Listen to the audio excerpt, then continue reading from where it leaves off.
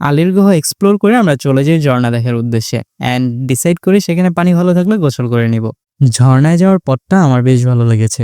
বৃষ্টি আসার কারণে পাহাড়ের চূড়া মেঘও জমেছে। এমন সৌন্দর্য আপনি আর কোথায় পাবেন বলেন দেখি। ঝর্ণাটার নাম শিলবনিয়া ঝর্ণা। এর আগে অনেক ঝর্ণায় গিয়েছি, তবে এই ঝর্ণায় আগে কখনো আসা হয়নি। ঝর্ণা যেমন সুন্দর হয় ঠিক তেমনি ঝর্ণা যাওয়ার পথটাও সুন্দর হয়। সিঁড়ি পথ দিয়ে হাঁটার অনুভূতি এক অন্যরকম শান্তি এনে দিবে আপনার মাঝে। পাহাড়ি পথ দিয়ে ধীরে ধীরে এগোচ্ছি, পায়ের তলায় পানির শব্দ আর চারপাশে পাখির ডাক, কতই না সুন্দর চারপাশ। এই ঝিরি পথে হাঁটতে হাঁটতেই পেয়ে যাই আমরা পাহাড়ি পেয়ারা, খেতে দারুণ মিষ্টি, গাছে পাকা। পেয়ারাগুলো আমাদের হালকা খিদের জ্বালা দূর করে দিল।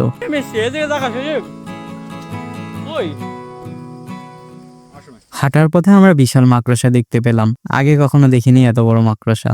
ঝিরিপথে পা ফেলতে হচ্ছে একটু সাবধানে, কারণ কিছু জায়গা অনেক পিচ্ছিল আর পাথুরে। আমরা সামনে যত এগোচ্ছি পানির আওয়াজ ততই তীব্র হচ্ছে, মনে হয় ঝর্ণার খুব কাছেই চলে এসেছি।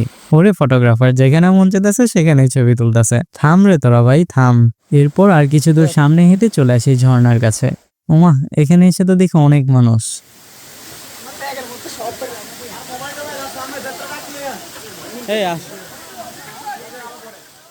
সবাই গা ভিজাচ্ছে, তাই আমরাও গোসল করে নেই। এই গরমে ঝর্ণার পানিতে শরীর ভিজে এক আলাদা তৃপ্তি পেয়েছি।